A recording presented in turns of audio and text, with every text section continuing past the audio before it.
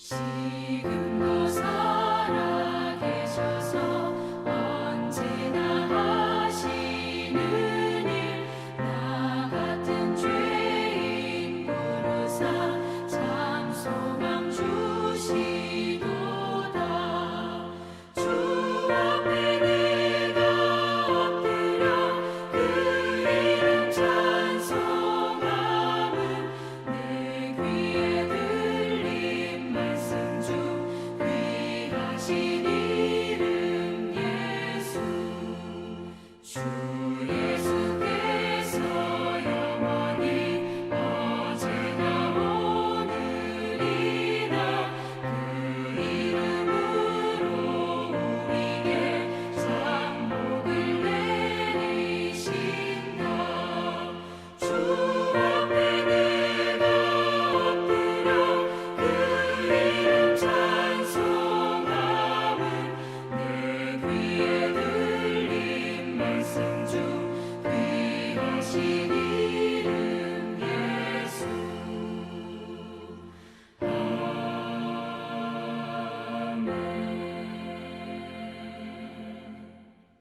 네, 여러분 반갑습니다. 오늘 수요 성경 공부 시간 미디안과 하나님의 이름에 대해서 우리가 함께 살펴보겠습니다. 먼저 하나님께 공동 기도 올려드리고 공부 시작하도록 하겠습니다. 같이 기도하겠습니다. 주님, 하나님의 교회를 위해 주님께 빕니다. 주님의 말씀으로 스스로를 새롭게 할 용기를 교회에 주십시오. 주님이 이끄시려는 길을 묻도록 교회를 도와주십시오. 오로지 주님과 함께 있을 때 우리가 안전합니다. 우리가 하나님의 교회를 신뢰하게 해 주십시오. 삶으로 주님을 증언하는 사람들을 만나게 해 주십시오. 하나님의 교회를 기꺼이 섬기는 사람들을 세워 주십시오. 주님은 언제나 우리와 함께 하기를 바라십니다. 예수님 이름으로 기도합니다. 아멘. 오늘 함께 읽을 하나님의 말씀은 출애굽기 3장 1절부터 3절까지입니다. 함께 읽겠습니다. 모세가 그의 장인 미디안 제사장 이드로의 양떼를 치더니 그 떼를 광야 서쪽으로 인도하여 하나님의 산 호렙에 이르매 여호와의 사자가 떨기나무 가운데로부터 나오는 불꽃 안에서 그에게 나타나시니라. 그가 보니 떨기나무에 불이 붙었으나 그 떨기나무가 사라지지 아니하는지라. 이에 모세가 이르되 내가 돌이켜 가서 이 큰 광경을 보리라. 떨기나무가 어찌하여 타지 아니하는고. 지금 모세는 애굽에서 도망해서 미디안 땅에 이르렀습니다. 미디안 땅에 이르러서 이드로의 양떼를 치고 있을 때 그 양떼를 이끌고 서쪽으로 이동하다가 하나님의 산인 호렙에 이르게 되었습니다. 그리고 그때 그곳에서 우리 하나님을 만납니다. 떨기나무 불꽃 가운데서 모세를 부르시는 그 하나님을 거기에서 만나게 되는 것이죠. 오늘 저희는 미디안과 하나님의 이름이라는 제목으로 이 출애굽의 이 짧은 역사를 함께 살펴보려고 합니다. 이 미디안 땅은 과연 어디인지, 이 미디안이 과연 모세에게 어떤 영향을 미쳤을지, 그리고 그때 만난 그 하나님의 이름의 의미를 우리가 함께 살펴보려고 합니다. 먼저 미디안이 어디인지 한번 지도를 통해서 살펴보겠습니다. 네, 저 지도에 보면 왼쪽에는 애굽이 있습니다. 이집트가 있지요. 그리고 오른쪽 지중해 끝에 가나안 땅이 있습니다. 그 사이에 시나이 반도, 즉 시내 반도가 있는 것이죠. 이곳에서 이스라엘이 광야 생활의 대부분을 보내게 됩니다. 이 시나이 반도 오른쪽에 미디안 땅이 있습니다. 현재는 사우디아라비아가 차지하고 있는 지역이 바로 이 미디안이라고 할 수 있는 것이죠. 모세가 애굽 사람이 히브리 사람을 때리는 것을 보고 애굽 사람을 쳐 죽여서 모래 속에 감춘 일이 있었는데 이 일이 발각되자 바로를 피해서 미디안 땅으로 도망갔습니다. 모세는 미디안 땅에서 40년을 보내게 됩니다. 미디안 제사장 딸 십보라와 결혼을 해서 게르솜, 엘리에셀 두 아들도 얻게 됩니다. 오늘 성경 공부는 이 모세와 미디안의 관련성을 살펴보는 것입니다. 이 40년 동안 모세가 머물렀던 미디안이 어떤 곳인지 살펴보고 드디어 모세에게 나타난 하나님의 이름의 의미를 함께 살펴보도록 하겠습니다. 먼저 여러분 주의를 환기시키기 위해서 출애굽기 34장 29절 말씀을 한번 보겠습니다. 출애굽기 34장 29절 말씀입니다. 모세가 그 증거의 두 판을 모세의 손에 들고 시내산에서 내려오니 그 산에서 내려올 때에 모세는 자기가 여호와와 말하였으므로 말미암아 얼굴 피부에 광채가 나나 깨닫지 못하였더라. 방금 우리가 읽은 이 출애굽기 34장 29절 말씀은 후대에 이 말씀을 잘못 해석해서 해프닝이 일어나게 되는 그런 말씀이죠. 모세 얼굴에서 광채가 났다는 말을 잘못 번역하면서 일어났던 그 재미있는 일이 교회 역사에, 특별히 예술 분야에 여전히 남아 있습니다. 이 광채로 번역된 히브리어는 카란인데 이 말을 케렌이라고 발음을 하게 되면 뿔이라는 뜻이 됩니다.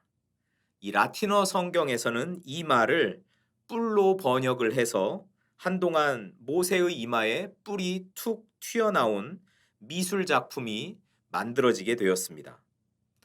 저희가 두 작품을 함께 보겠습니다. 이 하나는 1515년 미켈란젤로가 만든 모세의 조각상입니다. 이 작품은 미켈란젤로 3대 조각품의 하나로 유명한데 여기 모세의 머리에 뿔이 두 개 툭 튀어나온 것을 우리가 볼 수 있습니다. 모세의 옆구리에는 십계명의 두 돌판이 있네요. 자, 다른 하나는 렘브란트가 1659년에 그린 유화인데요.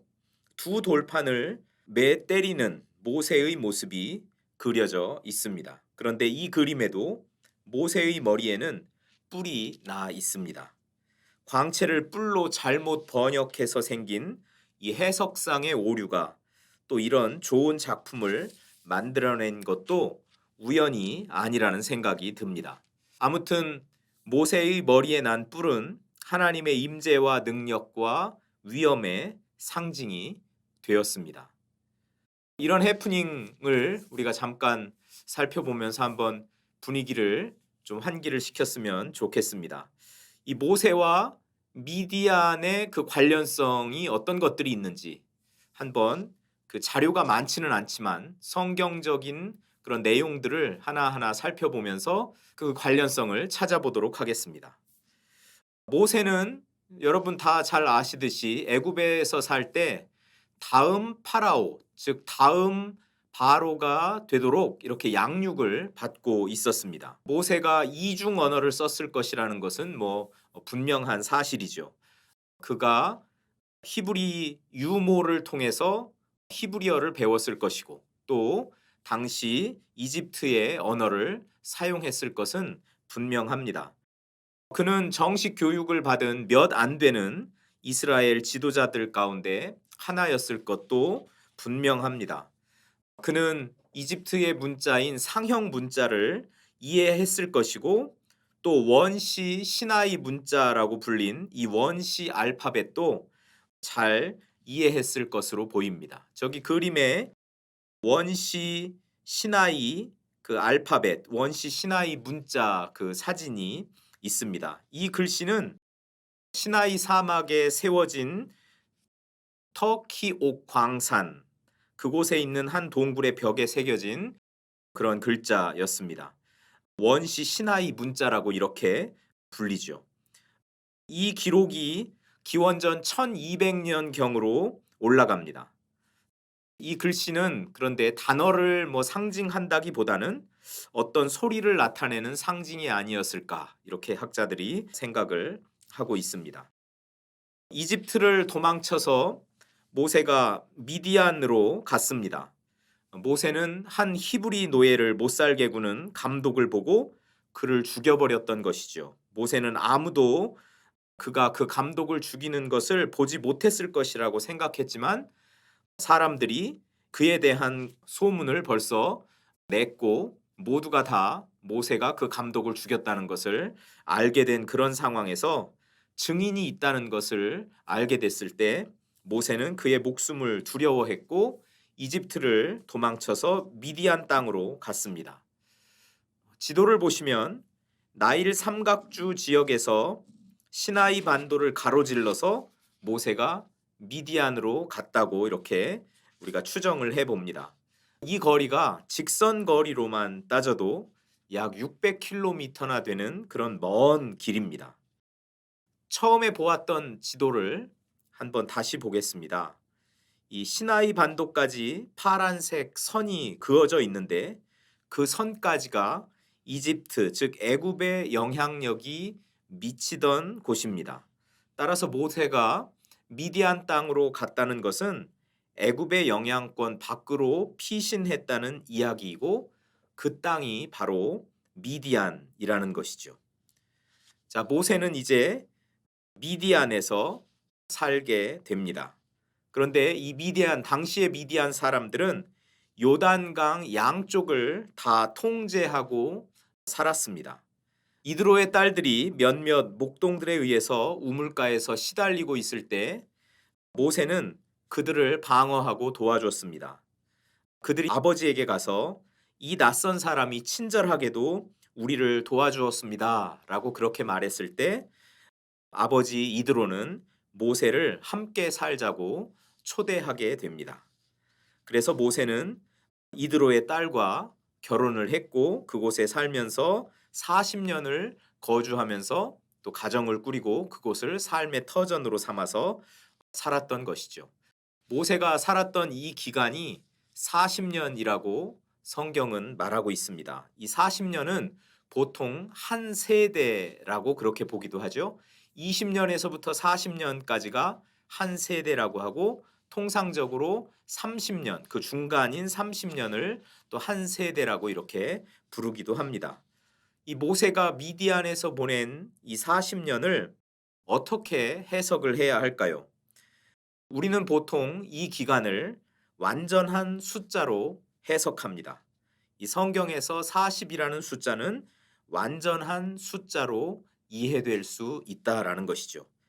이 40은 변화하는 기간이고 고난과 시련과 인내의 기간을 의미하기도 합니다. 또 이 40이라는 시간은 하나님의 뜻을 구하는 그런 시간이기도 합니다. 우리는 예수님께서 유대 광야에서 40일 동안 마귀에게 시험을 받으시고 그 이후에 공생활을 시작했던 것을 잘 기억하고 있습니다. 엘리야가 이세벨을 피해서 브엘세바 남쪽 사막으로 가서 호렙산에 이르기까지 40일 동안 그 광야를 방랑했던 것도 우리는 잘 기억하고 있습니다. 이 40은 또 출애굽과도 연관이 되어 있는 그런 숫자죠. 40년 동안 이스라엘이 광야 생활을 했다 할 때 그 40 말입니다. 자, 이 미디안에서 모세는 40년 동안 생활을 하게 됩니다. 그렇다면 이 미디안은 어떤 곳인가? 이 미디안은 산이 많은 지역입니다. 산이 많은 사막 지역입니다. 이 미디안이 가나안 남쪽 지역 그리고 요단강의 동쪽 서쪽 지역까지도 통제를 하고 있었다라는 것을 우리가 살펴볼 때 그 지역의 특성도 좀 같이 살펴보면 좋을 것 같습니다. 이 가나안의 서쪽 지역은 사암과 석회암으로 되어 있는 그런 지역이고요. 요단강 동쪽, 즉 가나안의 반대쪽이죠. 요단강 동쪽 지역은 화강암으로 되어 있는 그런 지역입니다. 모세가 그런 땅에서 산이 많은 사막 지역에서 살았다라는 것이죠. 이곳에서 요새 많은 유적들이 발견되고 있습니다. 또 이곳은 관목이 무성한 가파른 지역입니다. 이 관목은 우리가 쉽게 볼 수 있는 그런 녹음이 우거진 그런 푸른 나무 이런 것이 아니라 아주 작은 그런 나무, 사막에서 자라는 그런 작은 나무들을 보통 관목이라고 하는데, 이 미디안에는 역시 관목이 무성했다라는 것을 우리가 알게 되죠. 모세가 이곳에서 생활을 할 때 불타는 떨기나무 가운데서 하나님은 모세를 부르십니다. 이 미디안이 관목이 많은 지역이라고 했는데요. 이 관목이 기름을 많이 함유하고 있는 그런 관목이 있습니다. 아주 더운 날에 갑자기 이 관목에 불이 붙는 일이 생기는 것, 이것은 당시의 상황에서는 흔히 있었던 그런 일이라는 것이죠. 이 관목에, 즉 떨기나무에 불이 붙었다. 이것은 모세의 주의를 끌지 못하는 그런 장면입니다. 왜냐하면 때때로 있는 일이니까 그렇습니다. 그런데 모세의 주의를 끈 일이 있습니다. 관목에 불이 붙었는데 그 불이 꺼지지가 않는 것입니다. 떨기나무가 사그러지지가 않는 거죠. 재가 되지 않는 것이죠. 출애굽기 3장 2절에 보니까 그가 보니 떨기나무에 불이 붙었으나 그 떨기나무가 사라지지 아니하는지라, 이렇게 기록되어 있습니다. 이게 바로 모세의 눈길을 끈 장면이었다라는 것입니다. 모세는 불이 타고 있지만 꺼지지 않는 관목을 본 것입니다. 그리고 그때 하나님이 모세를 부르셨습니다. 모세야, 모세야. 이 하나님의 부름에 모세가 대답하죠. 내가 여기 있나이다. 여러분, 우리가 이런 경험을 신앙생활하면서 자주 할 수 있었으면 좋겠습니다. 우리 하나님의 그 부르심에, 하나님, 제가 여기 있습니다. 저를 보내소서. 이사야의 경우에 그랬죠. 하나님, 제가 여기 있습니다. 저를 보내소서. 이렇게 하나님이 부르실 때 제가 여기 있습니다. 하나님, 말씀하십시오. 그러니까 이런 관계가 우리가 섬기는 하나님과 하나님 백성의 그런 관계입니다. 하나님이 우리에게 말씀하시면 우리가 대답하고, 또 우리가 하나님 앞에 간구할 것이 있어서 하나님께 아버지, 아버지 이렇게 부르면서 하나님을 찾으면 또 하나님이 우리의 부름에 응답하시고 하는 이런 대화가 되는 관계, 이것이 우리 하나님과 하나님 백성들이 계속적으로 발전시켜 나아가야 할 그런 아름다운 관계라는 사실입니다. 하나님은 모세를 부르셨고 모세가 하나님의 부름에 대답을 했습니다. 그때 하나님 자신을 이렇게 소개합니다. 나는 네 조상의 하나님이니 아브라함의 하나님, 이삭의 하나님, 야곱의 하나님이라. 하나님이 이렇게 자기 소개를 마치시고 하나님의 계획을 모세에게 말씀하시죠. 애굽에 있는 내 백성의 고통을 내가 분명히 보았다. 감독자로 말미암은 부르짖음을 내가 분명히 들었다. 내 백성의 근심을 내가 안다. 이제 내가 내려가서 그들을 애굽인의 손에서 건져내어 가나안 땅으로 데려가려고 한다. 이것이 하나님이 이스라엘 백성 히브리 민족을 향해서 가지고 계셨던 계획이었습니다. 그리고 그 계획을 하나님은 모세에게 말씀을 해주시고 모세를 불러서 모세에게 사명을 주시는 것이죠. 가라 모세, 내가 너를 바로에게 보낸다. 그리고 그 다음 이야기들은 우리가 익히 알고 있는 그런 이야기입니다. 자, 그럴 때 모세에게 한 가지 의문이 생기는 거죠. 하나님은 지금 아브라함의 하나님, 이삭의 하나님, 또 야곱의 하나님이라고, 즉 내 조상의 하나님이라고 이렇게 말씀을 하시는데 과연 내 동족도 그렇게 하나님을 알고 있을까? 내 동족들에게 하나님을 뭐라고 소개를 할까? 이것이 모세가 가지고 있는 그런 큰 궁금증이었습니다. 여러분 생각을 해보십시오. 히브리인들이 400년이 넘는 긴 시간 동안 애굽에서 살았습니다. 애굽에서 살 때 그들이 평안하게 산 것이 아니죠. 노동하면서 아주 고된 시간, 힘든 시간들을 보냈습니다. 그들이 여가 시간이 많아서 그 시간을 활용해서 하나님을 예배하고 제사를 드리고 종교 활동을 하고 여가 활동을 하고 그렇게 했던 것 아니라는 것이죠. 매일매일 담당해야 할 그들의 노동의 몫이 있었고 그것을 감당하기조차 힘든 그런 삶을 살았다는 것을 우리가 잘 알고 있습니다. 그러면 이 400년이 넘는 시간 동안 이 히브리 민족은 어떻게 그들의 정체성을 지킬 수 있었을까? 이거 참 궁금한 대목이 아닐 수 없죠. 이집트에서의 압제가 너무 가혹해서 그들이 이전에는 조상들을 통해서 또 할아버지를 통해서 아버지를 통해서 조상들의 이야기를 듣고 교육을 받고 우리 조상들은 이런 분들이셨어. 그들의 전통도 배웠음직한데 너무 가혹한 그 압제 속에서 과연 그 전통은 잘 지켜지고 있었을까? 혹시 그 전통을 다 잊어먹고 산 것은 아닐까? 이런 생각도 하게 되는 거죠. 그러니까 이 지금 모세의 이 동족들이 과연 하나님이 어떤 분인지 알고 있을까? 이런 의심도 드는 것입니다. 조상들에 대한 이야기는 과연 얼마나 많이 알고 있을까? 자, 이런 많은 궁금증과 질문과 의심을 가지고 모세가 하나님께 말하는 겁니다. 사람들이 하나님의 이름을 알고 싶어 할 것입니다. 사람들이 하나님의 성격을 알고 싶어 할 것입니다. 하나님이 어떤 분인지 알고 싶어 할 것입니다. 그들에게 하나님의 이름을 뭐라고, 당신의 이름을 뭐라고 말할까요? 자, 여기서 우리는 다시 모세와 미디안의 관련성을 한 번 더 생각을 해볼 수 있으면 좋겠습니다. 우리는 미디안은 아브라함의 후손이라는 사실을 알고 있습니다. 미디안은 아브라함의 후손입니다. 미디안 사람들은 그때까지 족장들의 전통을 잘 간직하고 있었을지도 모릅니다. 이스라엘 백성은 애굽에 들어가서 400년이 넘는 세월 동안 종살이를 하면서 노예 생활을 하면서 족장들의 전통, 족장들을 통해서 배웠던 교육, 자기들의 정체성을 잊어먹고 망각하고 살았을지 몰라도 미디안은 누구의 속박을 받고 살았던 사람들이 아니라는 것이죠.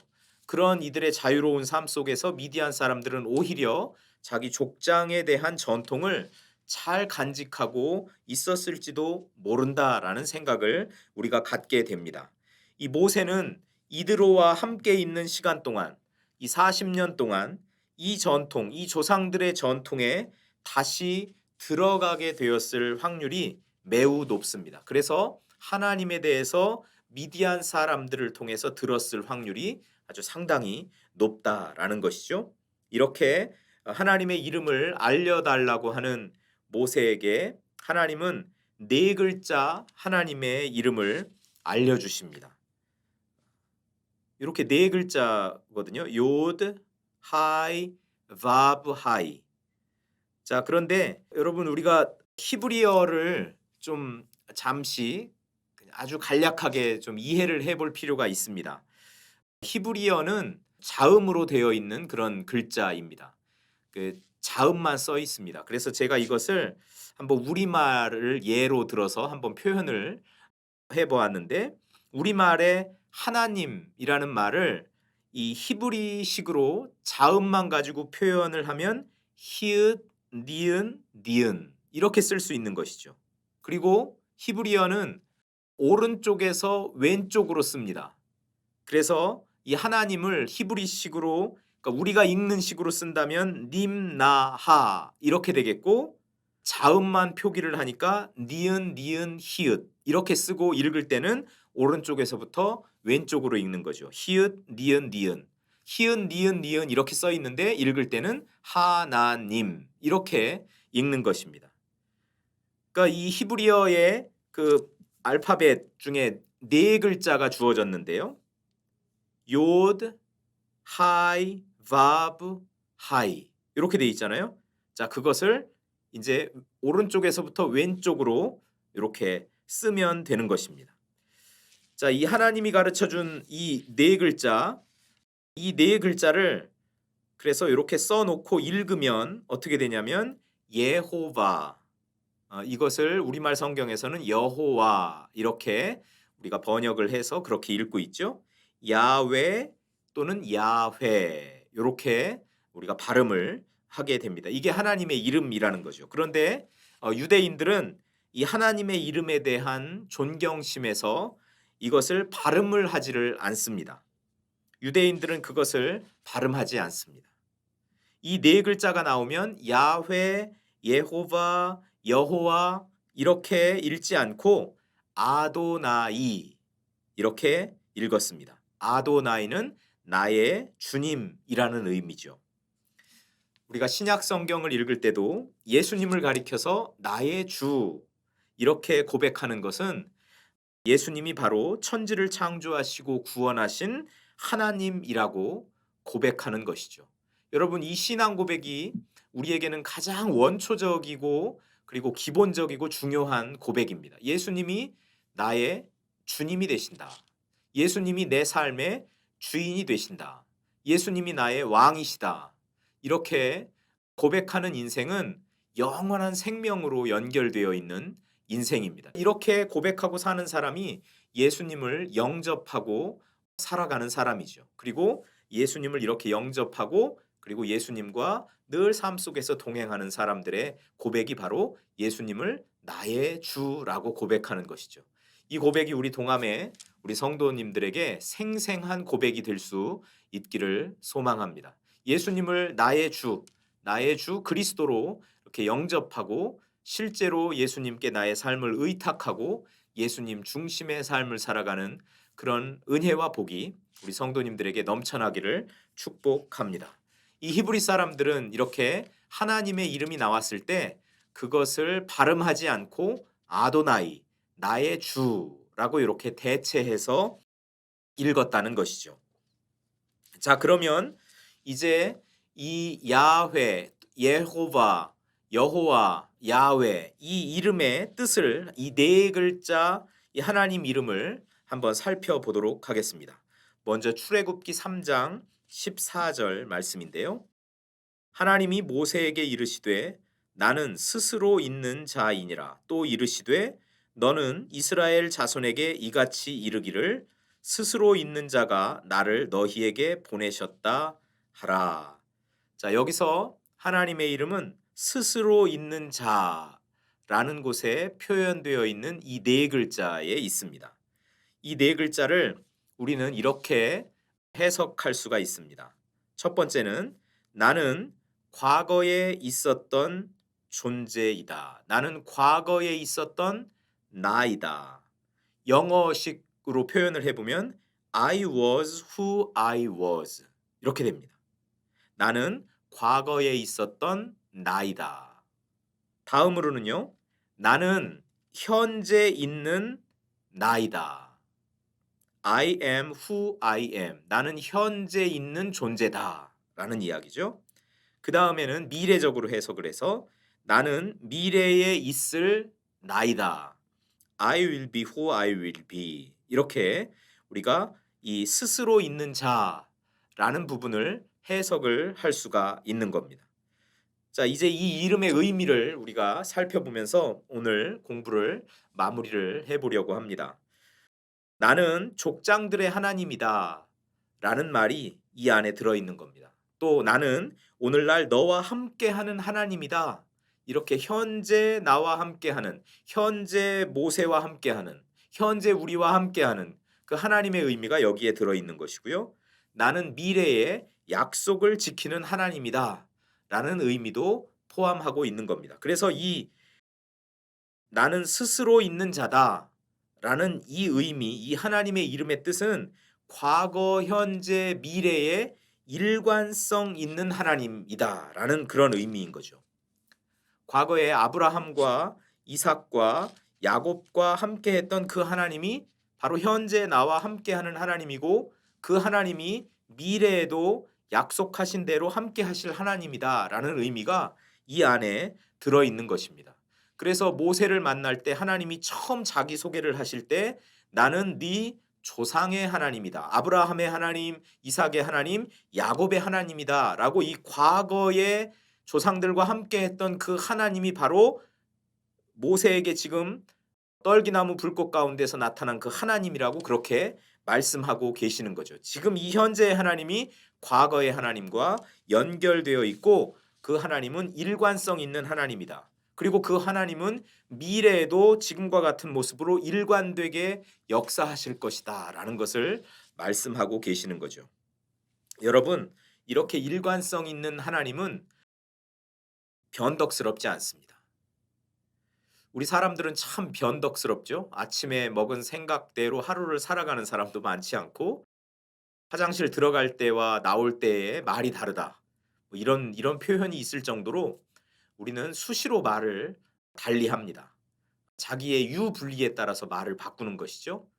아침 저녁으로 변덕스럽고, 또 어제와 오늘이 다르고, 또 오늘과 내일이 다르고, 이렇게 예측 불가능한 그런 삶이 또 우리의 삶이고 우리의 존재인데, 우리 하나님은 이스라엘에게, 특히 모세에게는 하나님은 변덕스럽지 않은 하나님으로 자기를 소개하고 있습니다. 당시 모세가 살았던 고대 근동의 그 문화권의 다른 신들은 다 변덕스러운 신들이었습니다. 항상 마음을 바꾸는 그런 신들이었다는 거죠. 어느 날은 예스라고 말했다가 어느 날은 노라고 말합니다. 이 그 당시 문화권에서 중요한 것은 이런 변덕스러운 신들의 그 마음을 달래주는 것, 그것이 사람들이 해야 할 일이라고, 사람들이 제사 드리는 목적이라고 그렇게 생각하던 시대였어요. 저렇게 시시때때로 변하는 신들의 마음을 우리가 어떻게 달랠까? 그래서 이 방법도 써보고 저 방법도 써보고, 하여튼 최선의 노력을 다해서 그 변덕스러운 신들의 마음을 달래보려고 했던 것이죠. 그런데 여러분, 그렇게 변덕스러운 신들의 마음을 달래는 것은 참 절망적인 겁니다. 오늘은 통했는데 내일은 안 통하는 것이죠. 또 어제는 안 됐는데 오늘은 또 될 수도 있는 것이고요. 도대체 종잡을 수가 없는 겁니다. 그런데 지금 모세에게 나타나신 하나님은 이런 절망적인 신, 절망적인 하나님이 아니라 원칙을 알려주는 아주 환상적인 복음적인 그런 하나님이었다라는 것입니다. 한 예로, 여러분, 하나님은 이스라엘 백성에게 10계명을 주셨습니다. 이 계명은 일종의 삶의 원칙입니다. 하나님을 대할 때는 어떤 원칙으로 대하고 사람들과의 관계에서는 어떤 원칙으로 살아라. 이게 하나님이 10계명을 주신 그런 목적이지요. 어떤 일을 하면 하나님을 기쁘시게 하고, 어떤 일을 하면 하나님이 몹시 싫어하고 하나님이 가증히 여기는 일이다라는 것을 이런 계명을 통해서 분명하게 보여주십니다. 우리 하나님은 그렇게 우리가 신뢰할 만한 하나님이다라는 것입니다. 과거에도 그랬고 현재도 그랬고 앞으로 미래에도 하나님은 그렇게 역사하실 것이다. 이것이 모세에게 나타난 하나님입니다. 과거 족장들의 하나님과 다른 하나님이 아니라 동일한 하나님, 그래서 수시로 마음을 바꾸지 않는 그런 하나님, 믿을 만한 하나님, 신뢰할 만한 하나님이 바로 나다라고 하나님은 모세에게 나타나서 자기 이름을 주시면서 그렇게 말씀하고 계시는 거죠. 그러면서 하나님이 뭐라고 말씀을 하시는 것일까요? 모세야, 내가 이런 존재니 너는 나를 신뢰해라. 나를 신뢰해라.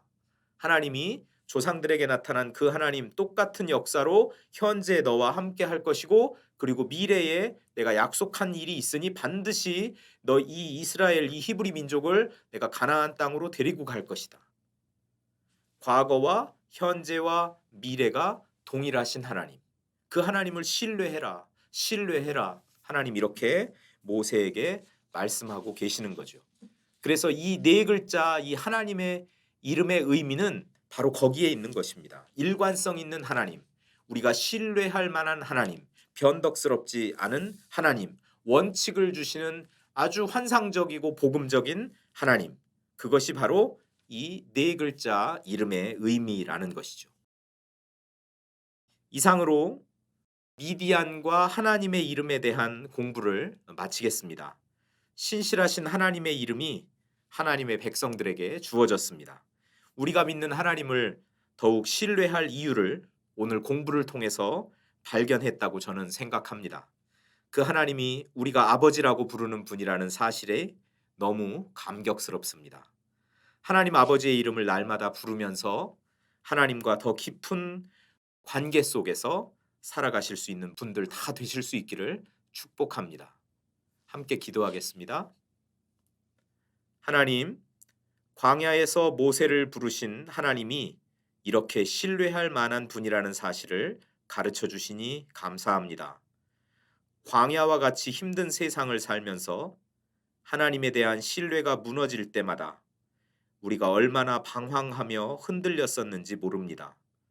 이제 더욱 하나님을 신뢰하는 신앙인이 되겠습니다. 하나님과 더욱 친밀하게 교제하는 주의 자녀가 되겠습니다. 성령님, 우리에게 충만하게 임하셔서 하나님 아버지의 생각을 저희에게 알려주시고 저희가 하나님의 뜻을 좇아 살아갈 수 있도록 인도하여 주옵소서. 알파와 오메가 되시는 예수님 이름으로 기도합니다. 아멘. 함께 찬양하겠습니다.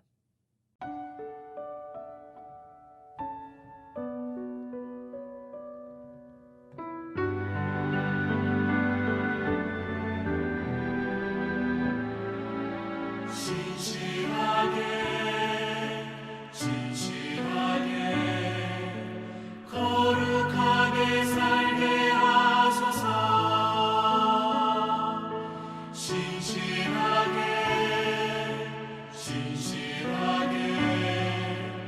거룩하게 살게 하소서.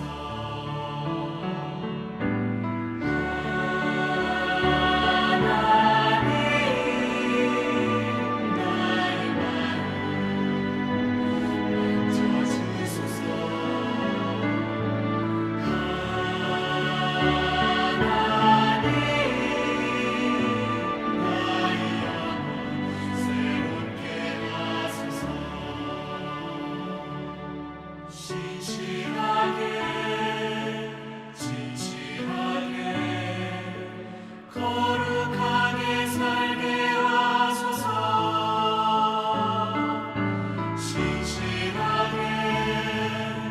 진실하게 거룩하게 살게 하소서.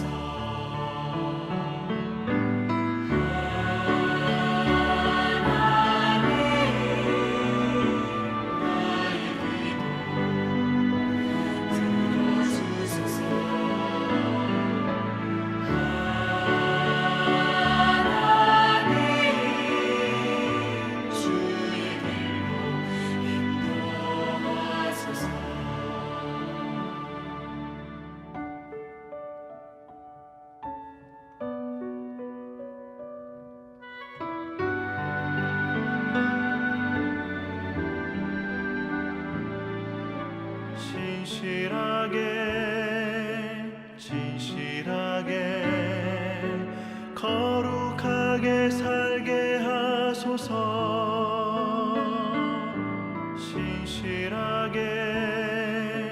진실하게 거룩하게 살게 하소서.